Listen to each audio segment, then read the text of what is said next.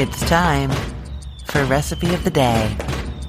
And here we are, Happy New Year's Eve, and I have the perfect little dessert for you to celebrate. This is one that I love. If you know me, you know that I don't have a huge sweet tooth, and I also don't spend a lot of time making desserts. So this recipe is perfect for me. It's a no-bake cheesecake cup. The filling isn't super sweet. I mean, it's kind of sweet, but it's got that cream cheese cheesecake kind of flavor to it, which I think adds that depth and richness and balances off some of the sweetness. They're also small, so it's not like overpowering to have one.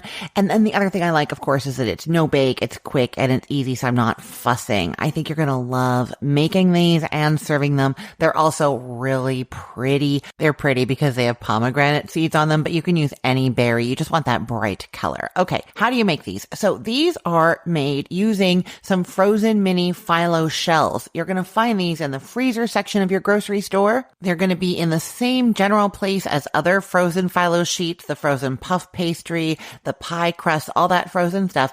Mini phyllo shells. They're kind of like little tart shells. They're made out of phyllo dough. The reason that I love these is they are really no fuss. You can actually just thaw them and fill them and they're good to go. They are a little bit better if they're baked slightly first. You just take them out of their packaging, put them on a baking sheet, and they go into the oven for 3 or 4 minutes. That just crisps them up a little bit. It does make them better, but it's not even required. And then you just want to cool them. Now, if you did not want to use these phyllo shells, you could make your own little puff pastry shells, bake those and cool them, or any kind of tart shell pie crust, bake it in a little tart pan or a little mini muffin pan, and then cool it, and then you're going to fill them with this filling. The filling is so easy. Really, the hardest thing about it is remembering to take your cream cheese out of the fridge so it softens. If you forget to do that, I forget all the time, you can thaw it in the microwave. You want to do it at 50% power or on defrost for like 10 seconds at a time. So cut it into little cubes first and then put it on a plate, and then you're doing 10 seconds at a time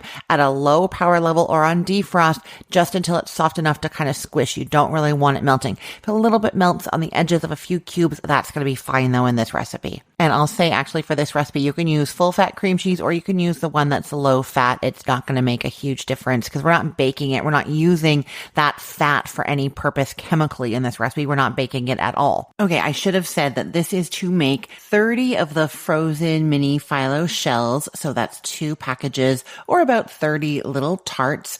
And you're going to use 8 ounces of that softened cream cheese. So you're baking those phyllo shells or not baking those phyllo shells or getting whatever it is you're getting ready, getting those cooled.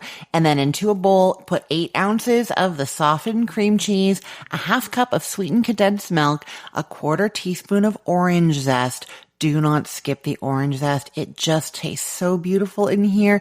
And I mean, you could use lemon zest or lime zest. It works too, but orange is just so Christmassy, right? So you add in the orange zest and a 1/4 teaspoon of vanilla, and you're blending that all up. It's easiest to use a hand mixer, and that'll just incorporate it really well, but you can do it with your hand if you want to use that muscle and go for it. Just get it all blended and smooth. Then you transfer that to a large zip top bag, or you could use a piping bag if you have one. Then you're cutting the corner off of the zip top bag, and then you're squeezing about 2 teaspoons of the filling into each of those phyllo shells. That is pretty much it. You're just garnishing with those pomegranate arils, or you could use a raspberry on each one. That would be pretty. 1 or 2 blueberries. Not a lot. It's just that little bit of fruit flavor and color. And then you're serving those immediately, or you can refrigerate them uncovered for up to 2 hours. I will say that that filling does start to soften that shell. So actually my favorite thing to do for these is to mix up that filling and put it into the zip top bag, and then that can be refrigerated. You're going to have to take it out of the fridge about 30 minutes before you want to serve, but just refrigerate it in the bag, and you're going to toast up those shells and then just leave them at room temperature uncovered. And I have even taken those 2 things with a little bowl of fruit to somebody else's house with me, the shells and the filling and the fruit.